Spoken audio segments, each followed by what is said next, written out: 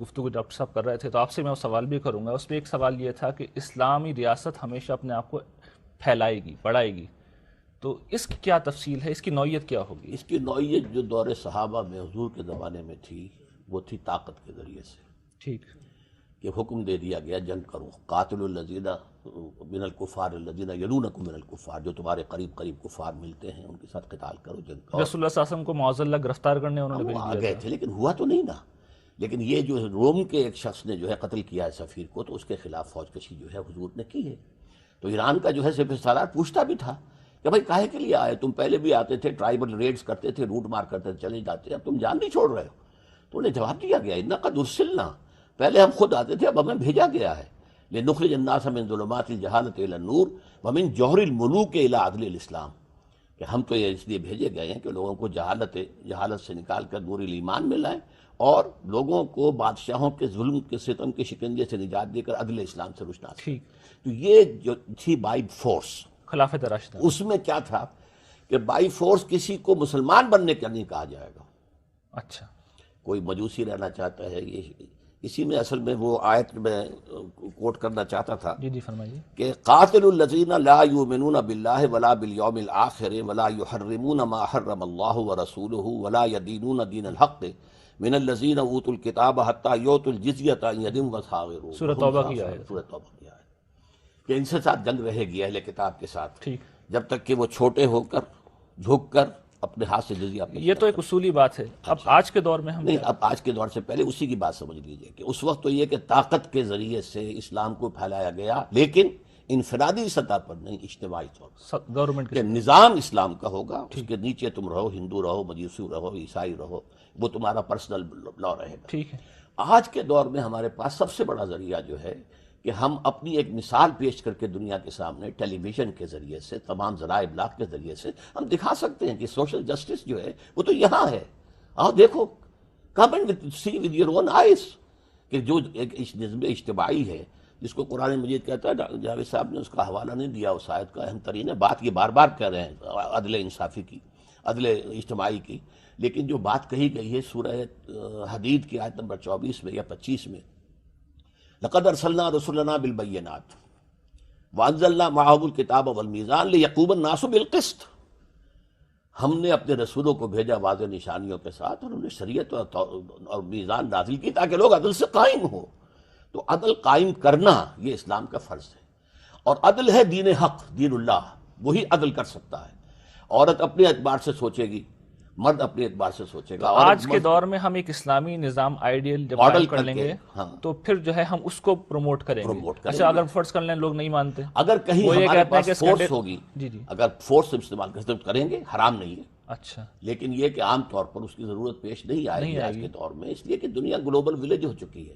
اچھا، دو تین باتیں ڈاکٹر صاحب نے کہی، میں چاہتا ہوں انہیں سم اپ کر دیں. ایک تو یہ کہ خلافت راشدہ میں بائی فورس یہ کام کیا گیا. دوسرا یہ کہ آج کے دور میں ہم عدل اجتماعی قائم کریں گے اور اس کو بنیاد بنا کر ہم جو ہے اسلام کو پروموٹ کریں گے، لیکن فورس بھی استعمال کر سکتے ہیں. مگر اب ہم اسی بارے میں جاوید صاحب کی رائے لینا مناسب سمجھیں گے. جاوید صاحب آپ کیا کہتے ہیں؟ پہلے خلافت راشدہ پہ کمنٹ کر دیجیے، پھر اس پہ. میرے نزدیک تو آپ ہر حال میں اسلام کو دعوت و تبلیغ کے ذریعے سے پھیلائیں گے.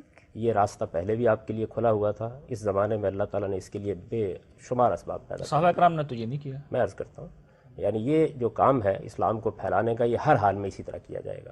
اس کے نتیجے میں ظاہر بات ہے کہ موجودہ جمہوری زمانے میں اگر کسی جگہ مسلمانوں کی اکثریت ہوگی تو وہاں ریاست قائم ہو جائے گی. دیکھیے، اسلام میں یہ نہیں کہا گیا کہ آپ کو ہر حال میں ایک ریاست قائم کرنی ہے. یہ بتایا گیا ہے کہ جہاں مسلمانوں کے پاس اقتدار ہے، جہاں کہیں ان کو اکثریت حاصل ہے، جہاں ان کو کوئی خطہ ارض میں آپ نے سیاسی حیثیت حاصل ہو گئی ہے، وہاں ان کے لیے کچھ دینی ذمہ داریاں جن کو پورا کرنا ضروری ہے. اللہ کا پیغام اس پہ ہم بعد میں بات کریں گے، لیکن وہ سوال میرا تھا خلافت راشدہ میں تو میں وہی عرض کر رہا تھا. یعنی یہ اصول ہے میرے نزدیک، یعنی ہر حال میں تبلیغ، تلقین اور تعلیم کے ذریعے سے ہم اپنے دین کی دعوت دیں گے. اور ہمارے دین میں اتنی قوت ہے کہ اگر ہم اس کے صحیح پیغام کو پہنچا سکیں تو انشاءاللہ دل اس کے لیے کھلیں گے. اب خلافت راشدہ پر آ جائیے. دیکھیے، بات یہ ہے کہ اس معاملے میں ایک بنیادی اصول یہ سمجھ لیجئے کہ اسلام میں جو جہاد ہوا ہے یا قتال ہوا ہے، دوسرے لفظوں میں کہیے، وہ دو مقاصد کے لیے ہوا ہے. ایک تو ظلم و عدوان کے خلاف ہے، فتنے کو ختم کرنے کے لیے، پرسیکیوشن کو ختم کرنے کے لیے. تو ظلم و عدوان کے خلاف جہاد یا قتال یہ شریعت کا ابدی حکم ہے. یہ صحابہ کرام نے بھی کیا ہے، یہ ہم آج کے زمانے میں بھی کریں گے. اگر کسی جگہ ظلم و عدوان ہے تو ہم اس کے خلاف طاقت رکھتے ہیں تو ضرور اقدام کریں گے. ایک دوسرا کتال وہ ہے جس کا رسالت کے ساتھ خصوصی تعلق ہے. وہ کتال یہ ہے کہ جب اللہ کا کوئی رسول کسی جگہ مبعوث ہوتا ہے تو اس کی طرف سے اتمام حجت کے بعد اس کے منکرین پر اللہ کا عذاب نازل کیا جاتا ہے. یہ عذاب عاد و سمود کے معاملے میں آسمان سے نازل ہوا، اور یہ عذاب بنی اسماعیل کے معاملے میں اور نبی صلی اللہ علیہ وسلم کے مخاطب اہل کتاب کے معاملے میں تلواروں سے نازل ہوا. اللہ تعالیٰ نے اس کو خود بیان کیا کہ یعذبہم اللہ بایدیکم. تو در حقیقت یہ جو کتال ہے جس کی آیات ڈاکٹر صاحب نے بھی آپ کے سامنے رکھی ہیں، یہ کتال نبی صلی اللہ علیہ وسلم اور آپ کے صحابہ کے ساتھ خاص ہے. ان کے ساتھ اس کا خاتمہ ہو گیا. اس کے بعد دنیا میں کسی کو اس کا حق نہیں ہے. اب صرف ظلم و عدوان کی بنیاد پر قتال ہو سکتا ہے. نہ اب جہاد یا قتال کی بنیاد مذہب ہے، نہ اسلام کی اشاعت ہے، نہ تسخیر ممالک ہے. اس کی بنیاد اب یہ ختم ہو گئی ہے. تاریخی حقیقت تو یہ کہ صحابہ اکرام جزیرہ نما عرب سے نکلے اور انہوں نے جو ہے حملہ کیا ہے. یہ تو بالکل واضح حقیقت ہے. یہ عرب اور تک کا انہوں نے جہاد نہیں ہمیشہ تھا. 3 آپشنز رکھے ہیں. وہ کیا 3 آپشنز ہیں؟ اسلام لے آؤ تم ہمارے برابر کے ہو جاؤ گے. ہم یہ بھی نہیں کہیں گے کہ we are senior Muslims, you are junior Muslims, you will be all equal to us. Number 2، نہیں تو چھوٹے بن کر رہو. دین اللہ کا ہوگا، نظام اللہ کا ہوگا، اور وہی نظام عدل ہے، وہی نظام حق ہے. تم رہ سکتے ہو، یہودی رہو، عیسائی رہو، مجوسی رہو، ہندوستان میں آئے تو ہندو رہو، جو چاہو رہو. کسی ایک شخص کو بھی جبراً مسلمان نہیں کیا گیا. لیکن اگر یہ بھی منظور نہیں تو آؤ میدان میں تلوار فیصلہ کرے. ہم نے بھی یہی پڑھا ہے کہ ایسا ہی کیا تھا. تو یہ تو آپ کی بات جی میں نے بھی حقیقت بیان کی ہے. میرے نزدیک یہ منکرین حق کے خلاف کیا گیا ہے. یعنی رسالت میں آپ صلی اللہ علیہ وسلم نے جزیرہ نما عرب میں، دعوت تو نہیں دی گئی نا. میں گزارش کرتا ہوں ابھی بتا دیتا ہوں آپ کو. دیکھیے جزیرہ نما عرب میں رسالت میں آپ صلی اللہ علیہ وسلم نے اتمام حجت کیا. اس کے بعد آپ کو حق دیا گیا کہ اب آپ ان کو الٹیمیٹم دیں. سورہ توبہ میں اس کی بڑی تفصیل بیان ہوئی ہے. اس کے بعد بنی اسماعیل کے لیے یہ قاعدہ بنا دیا گیا کہ ان کو قتل کر دیا جائے گا. یعنی یہ خدا کا عذاب تھا جو ان کے اوپر نازل ہوا، یہ محض کوئی قتال نہیں تھا. اور اگر وہ اس سے بچنا چاہتے ہیں تو وہی 3 شرطیں ہیں، ان کو پورا کریں. اہل کتاب کے بارے میں یہ کہا گیا کہ ان کو بھی یہی سزا دی جائے گی، لیکن اس سزا کے لیے ان کے ساتھ یہ رعایت ہے، چونکہ یہ توحید کے اثر علمبردار ہیں، اگرچہ توحید کی خلاف ورزی کر رہے ہیں، لیکن اتنی رعایت ان کو حاصل رہے گی کہ یہ اگر جزیہ دے کر اور محکوم ہو کر رہنا پسند کرتے ہیں تو ان کے لیے زندگی ہے، ورنہ ان کے لیے بھی موت کی سزا ہے. یعنی اگر یہ اس کو قبول نہیں کریں گے تو لڑیں گے ہم ان کے ساتھ. یہ در حقیقت قانون رسالت کی ایک فرع ہے، یہ قانون اتمام حجت کی ایک فرع ہے. اس کا تعلق شریعت کے حکام سے نہیں ہے، اس کا فیصلہ اللہ تعالیٰ نے کیا، اس کی طرف سے یہ قتال ہوا. اور پھر اللہ کا جیسے عذاب آسمان سے آتا تھا اسی طریقے سے اس کو نافذ کیا گیا. رسول اللہ صلی اللہ علیہ وسلم نے یہی اتمام حجت 8 حکومتوں کو خط لکھ کر کیا ہے. جو آپ ان خطوط کو پڑھیے. اس میں حضور نے فرمایا اسلم تسلم، یعنی آپ کو لازماً اسلام قبول کرنا ہے اور ہمارے سامنے صرف گندہ ہونا ہے، اسی صورت میں زندگی ہے. یہ اتمام حجت جو ہے یہ در حقیقت کس طریقے سے ہوا؟ جب جزیرہ نما عرب میں اللہ تعالیٰ نے اپنی دینونت ظاہر کر دی، خدا کی جزا و سزا کا قانون نمایاں ہو گیا. رسالت میں آپ صلی اللہ علیہ وسلم کی طرف سے جو دعوت دی گئی تھی ایک انسان نے دی، اور اس کا نتیجہ خدائی تائید سے یہ نکلا کہ ایک عظیم سلطنت قائم ہو گئی اور اللہ تعالیٰ کی طرف سے وہ عذاب نازل کر دیا گیا. تو خود یہ واقعہ ایک بہت بڑی دلیل بن گیا. اب کسی تفصیلی اتمام حجت کی ضرورت نہیں تھی. آپ نے خط لکھے اور صحابہ کرام نے صرف انہی ممالک کے خلاف کارروائی کی جن کو خطوط لکھے گئے تھے. اس سے ایک قدم آگے نہیں بڑھے. بلکہ یہ تو ظاہر ہے کہ کوئی اکیڈمک بحث کا موقع نہیں ہے. میں نے اس پر بہت کام کیا، تفصیل سے سب دلائل جمع کر دیے ہیں. سیدنا عمر نے اس سے آگے اگر ایک قدم بڑھایا گیا تو باقاعدہ روک دیا لوگوں کو. تو یہ ایک حد ہے جس حد کے بعد کسی کو اس کا حق حاصل نہیں رہا. اس سے ہماری فقہ میں بہت سے مسائل میں غلط فہمی پیدا ہوئی ہے. دیکھیے ارتداد کا مسئلہ اسی سے پیدا ہوا، جزیے کا مسئلہ اسی سے پیدا ہوا، اور بہت سے مسائل اسی سے پیدا ہوئے ہیں. تو میرے نزدیک اس میں ہم اختلاف کر سکتے ہیں. ایک منکرین حق کے خلاف اتمام حجت کے بعد قتال ہے، وہ صحابہ کرام کے بعد ختم ہو گیا ہمیشہ کے لیے. اس بحث کو چھوڑی جائے صاحب. اہم بات یہ ہے کہ آج کے دور میں ایک اہم نقطہ ہے، یہ ایک خط لکھنے سے اتمام حجت ہو گیا. نہیں، جس طرح آپ کہہ رہے ہیں نا کہ 13 برس تک بلکہ 23 برس تک جو ہے عرب میں آپ دعوت دیتے رہے، آپ نے ماریں کھائیں، آپ کے اوپر پتھراؤ ہوئے، آپ نے جو ہے ایک جماعت تیار کر کے لوگوں کو دکھائی کہ یہ موجود ہیں، دیکھو یہ میرا شاہکار ہیں. اس سے اتمام حجت تو اس سے ہوتا ہے. ایک خط لکھنے سے کیا ہوا؟ تو مطلب آپ غامدی صاحب کی بات سے ایگری نہیں کر رہے؟ قتل نہیں. کیوں؟ وہ تو طاقت کے ساتھ کیا گیا کہ مسلمان کے اندر اگر جان ہے تو وہ غیر اسلامی نظام دنیا میں قائم نہیں رہنے دے گا. اگر نہیں ہے جان، طاقت نہیں ہے. ہاں، کسی شخص کو بھی انفرادی طور پر مجبور نہیں کیا جائے گا کہ وہ مسلمان ہو. یہی جو اہل کتاب کا قانون ہے، یہ پوری دنیا کے اوپر یہ قانون پھر لاگو ہوا ہے. ہندو، اور یہ بھی بات بالکل غلط ہے تاریخ کے اعتبار سے. اس لیے کہ حضور خلافت راشدہ کے اندر سندھ تک بھی لوگ آئے ہیں، خراسان، ماوراء النہر، وہاں سب گئے ہیں، وہاں کوئی خط نہیں گیا تھا حضور کا، صرف ایران تک خط گیا ہے۔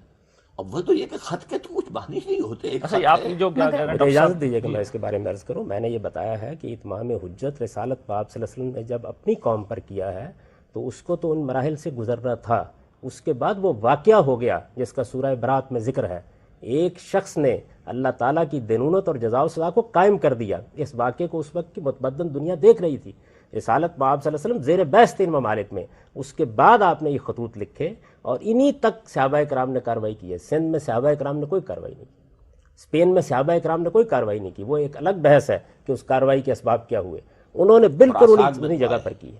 اچھا اب کسی موقع تو ایران کا حصہ تھا، وہ ایران کا حصہ تھا۔ اچھا دیکھیے میں آپ سے عرض کروں کہ اس معاملے میں منکرین حق کے خلاف اتمام حجت کے بعد جس قانون کا اطلاق کیا گیا ہے، اس قانون کا ہم سے کوئی تعلق نہیں ہے، اور میرے نزدیک یہی غلط فہمیوں کا باعث بنا ہے۔ اس سے وہ نقطہ نظر بنتا ہے جو ڈاکٹر صاحب بیان کر رہے ہیں کہ اس وقت بھی دنیا میں اگر اسلامی حکومت قائم ہو گئی تو وہ ساری دنیا کو یہ الٹیمیٹم دینے کا حق رکھتی ہے اگر اس کے پاس طاقت ہو۔ ایک مثال کے طور پر آپ امریکہ جیسی سپر پاور ہو جاتے ہیں، طاقت ہے آپ کے پاس، تو ڈاکٹر صاحب کا موقف یہ ہے اور بہت سے دوسرے لوگوں کا موقف یہ ہے کہ اس کے بعد ہم ان سے یہ کہیں گے کہ تم اسلام کو ہم نہیں مجبور کرتے تمہیں قبول کرنے کے لیے، لیکن بہرحال حکومت ہماری ہوگی اور ہم حکومت ان کے ہاتھ میں۔ بالکل صحیح ہے، اور اس وقت یہی کر رہا ہے امریکہ۔ نظام ہمارا ہوگا تو مسلمان رہ سکتے ہیں، لیکن اس کا مطلب ہے اس اصول کو تو جسٹیفائی ہم بھی کر رہے ہیں، یعنی امریکہ سے ہم یہ شکایت نہیں کر اس سکتے، لیے کہ نظام عدل کا سوال ہے، ان کا اپنا تصور ہے نظام عدل کا۔ یعنی اس پہ تو اختلاف ہو سکتا ہے لیکن اس اصول پہ اب آپ کو کوئی اختلاف نہیں ہے کہ اگر ہم امریکہ ہوتے تو ہم یہ کر سکتے تھے، ہم کرتے جو عراق کے ساتھ امریکہ نے کیا وہ یہی صحیح مولانا تھا سید ابواللہ صاحب مودودی اگر کا ہم اس کی موقف ہے۔ جگہ ہوتے تو۔ یہی موقف اس وقت جو بہت سے لوگ جہاد و قتال کر رہے ہیں ان کا موقف ہے۔